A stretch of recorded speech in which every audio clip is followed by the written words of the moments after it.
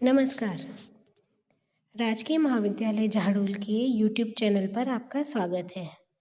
आज हम मानव विकास की अवस्थाओं के बारे में पढ़ने वाले हैं। पृथ्वी पर मनुष्य की उत्पत्ति और उसका विकास कैसे हुआ, इसे सिद्ध करने में 3 प्रमुख सिद्धांत कार्य करते हैं। पहला है एकल उत्पत्ति सिद्धांत, या हम धार्मिक सिद्धांत भी कह सकते हैं। दूसरा है बहुउत्पत्ति सिद्धांत और तीसरा है हमारा वैज्ञानिक सिद्धांत। एकल उत्पत्ति सिद्धांत, इस सिद्धांत के अनुसार जैसा कि नाम से ही आपको पता चल रहा है कि मनुष्य की जो उत्पत्ति है वो एक पूर्वज से हुई है। प्राकृतिक सुप्रीम पावर के द्वारा ये मनुष्य पैदा किया गया है, जिसके बाद में अन्य मनुष्य उत्पन्न होते चले गए हैं। यदि हम हिंदू धर्म की बात करें तो इसमें भी ये कहते हैं कि ब्रह्म से ही समस्त मनुष्य का सृजन हुआ है। यहूदी और इस्लाम धर्म के अनुसार भी एक सुप्रीम पावर से आदम नामक मनुष्य पैदा हुआ और बाद में स्त्री के रूप में हव्वा का जन्म हुआ और उन्हीं से मानव समाज विकसित हुआ माना जाता है। दूसरा है हमारा बहुउत्पत्ति सिद्धांत। इस सिद्धांत के अनुसार मनुष्य की उत्पत्ति किसी एक सूत्र से नहीं हुई है। अलग अलग प्रजातियों का विकास अलग अलग पूर्वजों से हुआ है, परंतु इस सिद्धांत को कोई विशिष्ट मान्यता नहीं मिली, क्योंकि इसके लिए कोई भी वैज्ञानिक प्रमाण नहीं जुट पाया है। तीसरा है हमारा वैज्ञानिक सिद्धांत। यह मानव विकास को जैव विकास की नवीनतम पीढ़ी मानता है और अपने सिद्धांतों को प्रमाण द्वारा सिद्ध करने का प्रयास भी करता है। इसमें डार्विन का सिद्धांत महत्वपूर्ण है। डार्विन के अनुसार मानव का विकास कई लाख वर्ष पूर्व उच्च स्तरीय मानव वानर से हुआ है, जिसे कि प्राइमेट्स कहा गया है। यही प्राइमेट्स मानव के पूर्वज हैं और उसने मानव के विकास को निम्न स्तर के जीव से माना है और इसका विकास 3 वर्गों में हुआ है: रूपांतरण, अनुकूलन और प्राकृतिक चयन। डार्विन के उद्विकास सिद्धांत की यदि हम बात करें तो अन्य सभी जीवों की भांति मनुष्य का विकास भी एक कोशीय जीव प्रोटोजोआ से मेटाजोआ, फिर हमारे उभयचारी, फिर हमारे रेंगने वाले जंतु या सरीसृप, उसके बाद पक्षी वर्ग, फिर स्तनपायी के बाद होमोनोइड्स यानी कि वन मानुष, और उसके बाद मेधावी मानव के रूप में हुआ है। डार्विन ये कहते हैं कि लगभग 110 लाख वर्ष पहले सरीसृपों यानी कि रेप्टाइल्स की शारीरिक संरचना में परिवर्तन होने से चूहे के समान श्रूज उत्पन्न हुए। इनमें नाक बहुत अधिक विकसित थी। इन श्रूज से लीमर्स बने जो कि रात्रिचर हुआ करते थे। इनमें स्तनपायी, कपी, मानव आदि विकसित हुए, जिसे मानव के पूर्वज यानी कि प्राइमेट्स माना गया। इयोसीन युग में प्राइमेट्स का 2 शाखाओं में विभाजन हो गया। पहली शाखा में मानव और दूसरे में कपी तथा पहले में वानर तथा दूसरे में कपी तथा मानव को रखा गया। ओलाइगोसीन युग में मानव का विकास हेमिनोइड से हुआ। पुरातत्व खोजों से प्राप्त जो भी जीवाश्म है उसके आधार पर यह माना गया कि मानव का विकास प्लीस्टोसीन युग में हुआ है और यह विकास 4 अवस्थाओं में हुआ है। मानव विकास संबंधी आधुनिक मत। विद्वानों के अनुसार मानव के विकास में 3 अवस्थाएं मुख्य रूप से मिलती हैं, जिसमें है पहली है प्रारंभिक प्लीस्टोसीन युग। इसमें ऑस्ट्रेलोपिथिकस मानव का जन्म हुआ था। इस युग में कपी प्रकार का मानव पाया जाता था। इसके स्वभाव और क्रियाकलाप के आधार पर आगे चलकर इसे पुनः 2 भागों में रखा गया। इसमें जो भी अवशेष मिले वो ज़्यादातर दक्षिणी अफ्रीका के ट्रांस नामक गुफाओं में मिले हैं। ये जो मानव थे ये कम ऊंचाई के थे, सीधे चलते थे और इनकी रीढ़ की जो हड्डी है वो झुकी हुई थी। ऑस्ट्रेलोपिथिकस को हम 2 भागों में रख सकते हैं। पहले है ऑस्ट्रेलोपिथिकस अफ्रीकन्स और दूसरे हैं ऑस्ट्रेलोपिथिकस रोबस्टस। ऑस्ट्रेलोपिथिकस अफ्रीकन्स जो थे, इनकी जो खोज है वो इनके जो अवशेष हैं वो ऑस्ट्रेलिया और अफ्रीका दोनों जगह पर मिले हैं। ये लगभग 120 सेंटीमीटर लंबे हुआ करते थे और अपने पिछले पैरों पर चलते थे। इनका मुंह बड़ा बड़ा और वन मानुष के जैसा था और इनका वजन लगभग 2.5 किलो के आसपास हुआ करता था।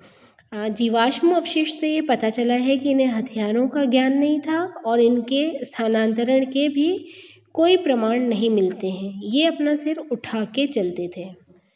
दूसरे जो है ऑस्ट्रेलोपिथिकस रोबस्टस, ये ऑस्ट्रेलो अफ्रीकन्स की तुलना में लंबे थे। इनकी लंबाई जो है वो 150 सेंटीमीटर के करीब थी और जो वज़न था वो भी 45 किलो के करीब था। इनका शरीर भारी हुआ करता था, जबड़ा भी भारी था, परंतु इनके जो दांत थे वो छोटे छोटे थे और हथौड़ी के समान जैसे हथियार इनसे अनुमान है कि ये अपने औजार खुद बनाते थे। और वृक्ष दूसरा है मध्य प्लीस्टोसीन युग। इस काल में सम्मिलित आदि मानव प्रथम अवस्था प्रारंभिक प्लीस्टोसीन की अपेक्षा अधिक विकसित थे और पर्याप्त मानसिक विकास वाले थे। इनकी कपाल गुहा 800 से 1200 सीसी तक यानी कि आधुनिक मानव के बराबर थी। दाढ़ छोटे थे, जो कि ये बताता है कि ये मांसाहारी हुआ करते थे।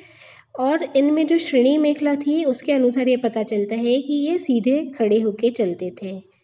इनमें लगभग 5 प्रकार के जीवावशेष मिले हैं, जिनके आधार पर 5 प्रकार के मानव पहचाने गए हैं। इनमें जो सबसे पहले हैं वो है होमो इरेक्टस।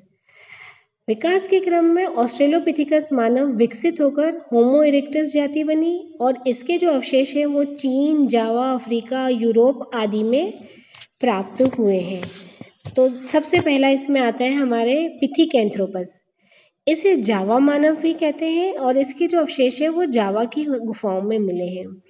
इनकी हड्डियां के अनुसार ये सीधे खड़े होकर चलने वाले मानव वानर थे और वर्तमान मानव और वानर मानव के बीच की कड़ी हुआ करते थे। ये लोग भी पत्थरों के औजार और अग्नि का प्रयोग करते थे।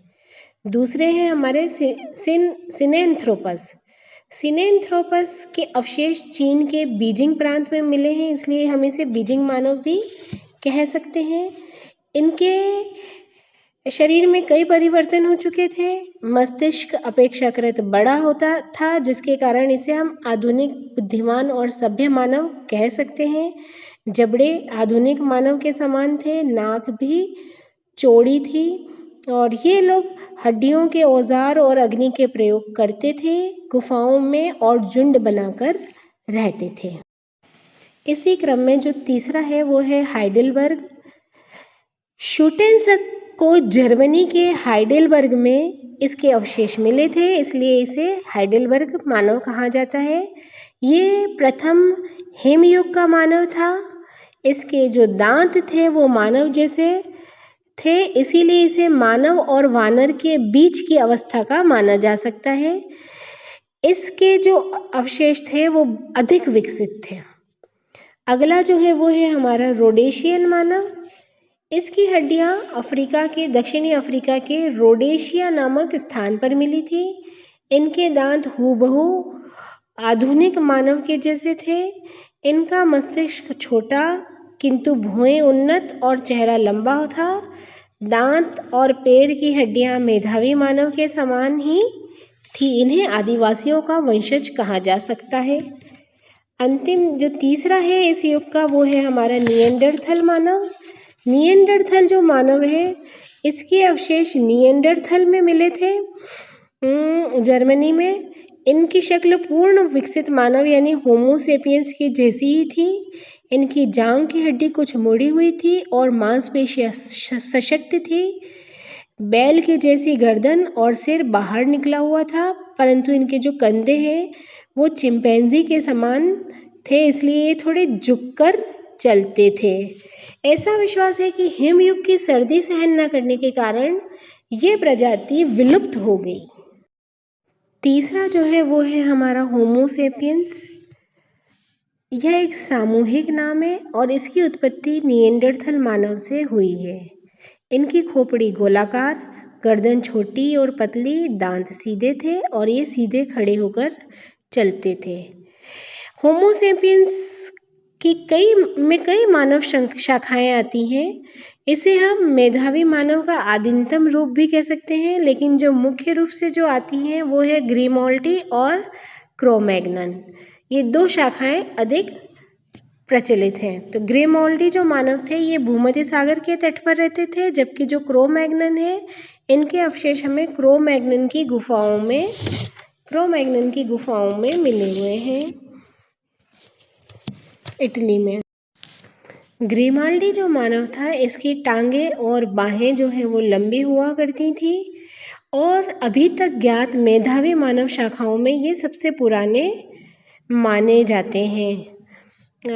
इनकी जो ठोड़ी थी वो भी आगे निकली हुई थी। इसके विपरीत जो क्रोमैग्नन मानव था ये लगभग 150 सेंटीमीटर तक लंबे थे और आज के मानव के समान ही इनकी शारीरिक संरचना हुआ करती थी।